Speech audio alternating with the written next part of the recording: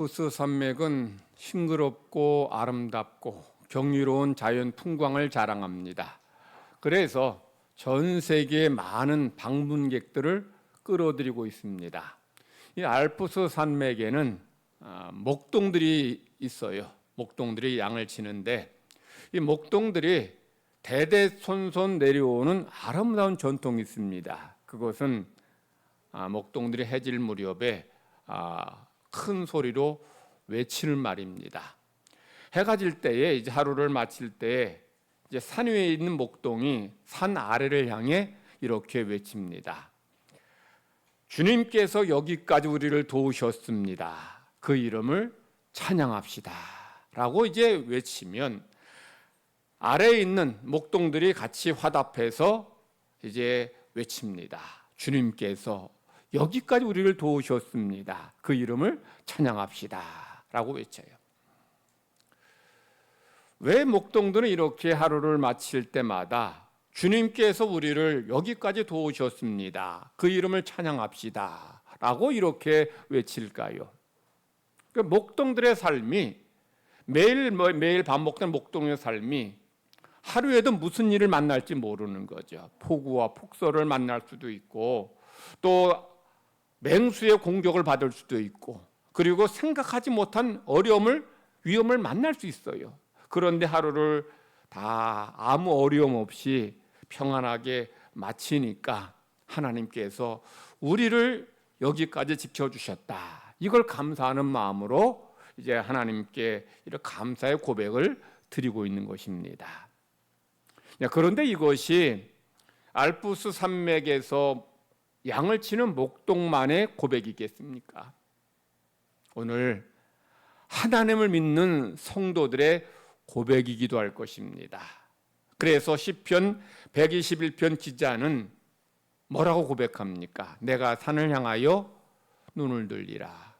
나의 도움은 천지를 지으신 하나님에게서 온다. 라고 고백하는 거예요. 시인이 하나님을 바라볼 때에 하나님은 시인이 실족하지 않게 지켜주시고 보호해 주십니다. 그러니까 시인이 경험한 하나님은 어떤 하나님이에요? 졸지도 않고 주무시지도 않는 하나님입니다. 항상 시인을 바라보시면서 시인을 지켜주신 하나님, 이것이 시인의 고백인 거죠. 하지만 이것이 시인만의 고백은 아닙니다. 알프스에서 양을 치는 목동들의 고백이고 또 오늘날에 하나님 믿는 여러분들의 고백이 되리라 믿습니다. 자, 저명한 목회자인 헨리 워드 비처 목사님이 이 복잡한 세상을 사는 현대인들에게, 특별히 하나님 믿는 성도들에게 위로와 격려의 말을 전합니다. 삶의 생각들이란 책에서 그는 이런 말을 합니다. 신앙은 삶의 방향을 결정짓는 도덕적 나침반입니다. 우리 인간은 결점에 많은 존재입니다. 하지만 하나님의 은혜로 우리 인간은 성장할 수 있습니다. 그런 은혜를 받은 우리 인간의 삶의 목적은 하나님을 영화롭게 하고 하나님의 사랑을 통해서 세상을 변화시키는 것입니다. 우리가 어떻게 하나님을 영화롭게 하고 하나님의 사랑을 통해 세상을 변화시킬 수 있을까요? 우리에게 있는 두 개의 지팡이 중에서 하나를 바르게 사용함으로 가능합니다. 우리에게는 두 개의 지팡이가 있습니다. 하나는 두려움의 지팡이요, 또 하나는 믿음의 지팡이입니다. 우리는 이 두 개의 지팡이 중에서 하나를 선택하며 살아야 합니다. 사람은 누구나 더 좋고 더 나은 선택을 하기를 바랍니다. 그러나 실상 우리 인간은 항상 더 좋은 선택만을 하지 못할 때가 많습니다. 왜냐하면 우리는 선택맹에 빠져 살기 때문입니다. 이런 말을 했어요. 자, 헨리 워드 비처 목사님이 말한 것처럼 여러분에게는 두 개의 지팡이가 있어요. 믿음의 지팡이, 두려움의 지팡이가 있습니다. 이 두 개의 지팡이, 우리에게 두 개의 지팡이가 있다는 말은 달리 말하면 우리 인간의 매일매일의 삶이 불확실하다는 거예요. 우리 인생에는 하루에도 무슨 일을 만날지 모른다는 거예요. 그래서 성도들이 이 믿음의 지팡이를 선택하면 하나님의 은혜가 풍성하고 승리하는 삶을 살 수 있지만, 두려움의 지팡이를 선택하면 불안과 실패의 삶을 살게 된다는 거예요. 하나님은 성도 여러분이 믿음의 지팡이를 선택함으로 승리하는 삶, 풍성한 삶을 살기를 원하십니다. 그런데 하나님 믿는 성도들조차도 이 믿음의 지팡이가 아닌 두려움의 지팡이를 선택할 때가 많아요. 여러분에게 믿음의 지팡이, 두려움의 지팡이가 있는데 여러분은 어떤 지팡이를 사용합니까? 왜 하나님 믿는 성도들이 믿음의 지팡이가 아닌 두려움의 지팡이를 사용해요? 두려움의 지팡이를 사용하게 되면 실패하고 불안해지는데 왜 그럴까요?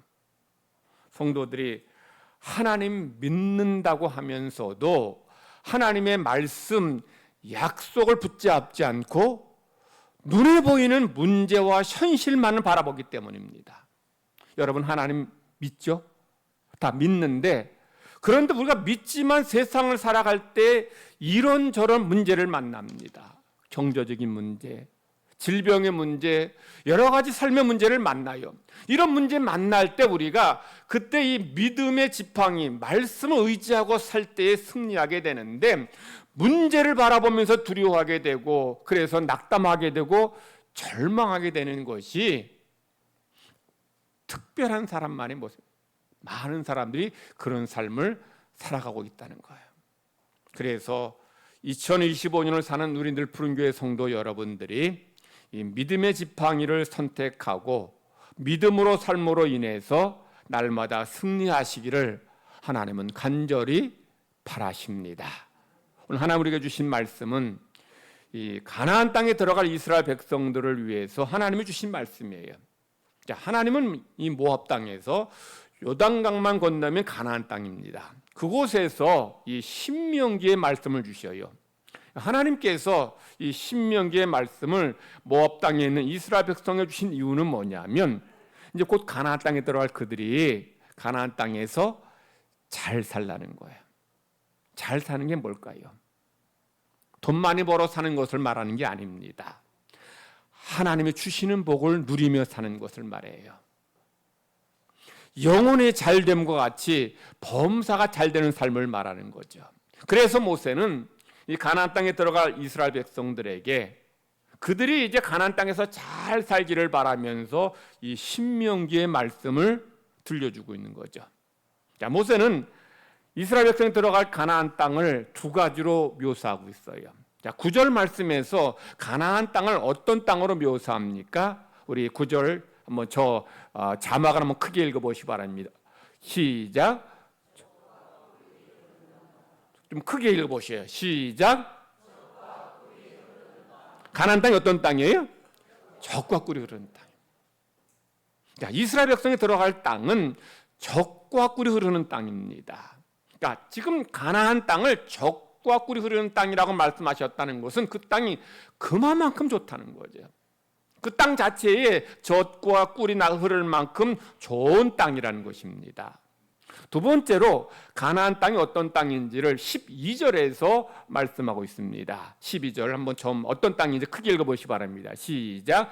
내 하나님 여호와께서 돌보아 주시는 땅. 어떤 땅이에요? 하나님께서 돌보아 주시는 땅, 돌보아 주시는 땅. 자, 첫 번째는 어떤 땅이라 했어요? 젖과 꿀이 흐르는 땅. 땅 자체가 좋아요. 좋아서 젖이 나고 꿀이 나고 아주 좋은 땅이에요. 두 번째는 이 땅 자체도 좋지만 하나님께서 그 땅을 늘 돌보아 주신다는 거죠. 지켜주신다는 거죠. 왜냐하면 이 가나안 땅은 하나님께서 이스라엘 백성에 주시는 땅이기 때문에, 가나안 땅은 약속의 땅이기 때문입니다. 그래서 하나님은 가나안 땅에 사는 이스라엘 백성들을 때마다 지켜주시고 돌보시고 함께 주신다는 약속이죠. 하나님은 가나안 땅이 어떤 땅? 적과 꿀이 흐르는 땅, 하나님이 돌보시는 땅이라고 말씀하셨지만 그렇다고 해서 가나안 땅에 저절로 적과 꿀이 흐르고 항상 당연히 하나님의 눈길이 그 땅을 향한다는 그런 뜻은 아니에요. 가나안 땅이 어떤 땅에 적과 꿀이 흐르는 땅인데 그 땅에서 사는 이스라엘 백성이 하나님 말씀에 순종하지 않고 뜻대로 살지 않으면 그 땅은 적과 꿀이 아닌 엉겅퀴와 가시덤불을 내는 땅으로 전락한다는 거예요. 가나안 땅이 하나님이 돌봐주시는 땅이지만 이스라엘 백성이 하나님 말씀대로 순종하지 않고 하나님을 예배하지 않으면 그 땅은 하나님의 심판이 있는 땅으로 전락하게 된다는 거예요. 그러므로 가나안 땅이 적과 꿀이 흐르는 땅이 되려면 이스라엘 백성이 하나님 말씀에 순종하는 삶을 살라는 거죠. 가나안 땅이 하나님이 돌보신 땅이 되려면 이스라엘 백성이 믿음의 지팡이를 붙잡고 믿음으로 살고 하나님만 섬기며 예배하라는 거예요. 무조건 가나안 땅에 산다고 하나님께서 적과 꿀을 허락하신다는 얘기 아니에요. 항상 하나님께서 그 백성들을 돌보신다는 얘기 아니에요. 그래서 13절에서는 이 두 땅, 이 가나안 땅이 적과 꿀이 흐르는 땅, 그리고 하나님이 돌보신 땅이 되기 위한 전제 조건을 13절에서 말씀하고 있습니다. 크게 한번 다 같이 읽겠습니다. 시작. 내가 오늘 너희에게 명하는 내 명령을 너희가 만일 청종하고 너희 하나님 여호와를 사랑하여 마음을 다하고 뜻을 다하여 섬기면, 여기 보세요. 너희에게 명하는 명령을 어떻게 청종하고, 청종이 뭐예요? 잘 들으라는 얘기죠. 그 다음에 너희 하나님을 사랑하라. 그 다음에 마음과 뜻을 다하여 하나님을 어떻게 섬길 때에, 그럴 때 가나안 땅이 적과 꿀이 흐르는 땅이 될 것이고 하나님이 돌보아 주시는 땅이 된다는 약속입니다. 2025년을 살아갈 때에 이스라엘 백성이 하나님의 말씀에 순종하고 하나님을 사랑할 때에 가나안 땅에 하나님의 은혜가 임했던 것처럼 성도 여러분의 삶에도 그런 은혜가 임하게 될 줄 믿습니다. 그래서 하나님은 이스라엘 백성이 말씀에 순종할 때에 14절 이하에서 이제 이런 축복을 말씀합니다. 하나님이 가나안 땅에 이른 비와 늦은 비를 내려주셔서 때에 맞게 내려주셔서 그들의 곡식 그리고 포도주, 기름이 넘치게 하신다는 거야. 그리고 이스라엘 백성이 기르는 가축들을 위해 하나님께서 들의 풀들이 잘 자라게 하시겠다는 거예요. 이런 약속의 땅, 이런 풍성한 은혜를 누리며 살라는 거죠. 늘 부른교회 성도 여러분도 2025년 하나님 말씀에 순종하며 살 때에 여러분의 가정이 적과 꿀이 흐르는 땅이 될 줄 믿습니다. 여러분이 하나님만 믿고 섬기며 예배하며 살 때에 여러분의 가정에 하나님의 눈길이 늘 향하게 될 것이고 하나님의 은혜가 넘쳐나게 될 줄 믿습니다. 오늘 우리 성찬식을 우리가 참여합니다. 성찬식에 참여할 때에 우리를 향한 하나님의 구원의 은혜, 베푸신 사랑 감사하며 찬양하시기 바랍니다. 그리할 때 하나님께서 여러분의 삶의 은혜를 더해 주실 거예요. 오늘 은혜에 감사하며 말씀에 순종하길 결단하고 하나님만 섬기며 예배하길 바랍니다. 성도들, 이제 올 한해 두려움의 지팡이가 아닌 믿음의 지팡이를 선택하고 믿음으로 살 때에 여러분의 가정과 직장과 사업장이 적과 꿀이 흐르는 땅이 될 것이고 하나님이 날마다 돌보아 주시는 역사가 일어나게 될 줄 믿습니다. 그런 은혜를 체험하는 모든 성도 되시기를 간절히 바랍니다. 하나님 아버지 감사합니다. 하나님의 은혜로 2025년을 열어가게 하시고 한 달 이제 지나서 두 번째 주일을 보냅니다. 하나님 아버지, 우리가 한 해를 살아갈 때에 무슨 일을 만날지 모르지만 우리의 가정과 우리의 직장과 사업장과 우리 교회가 적과 꿀이 흐르는 땅, 하나님께서 돌보아 주시는 땅이 되기를 원합니다. 하나님 말씀에 순종하고 하나님만 믿고 섬기며 예배할 때에, 하나님을 사랑할 때에 하나님께서 우리의 가정과 삶의 자리에 풍성한 은혜와 복으로 채워주실 줄 믿습니다. 그런 은혜를 체험하게 하여 주시옵소서. 감사드리며 예수님의 이름으로 기도드리옵나이다. 아멘.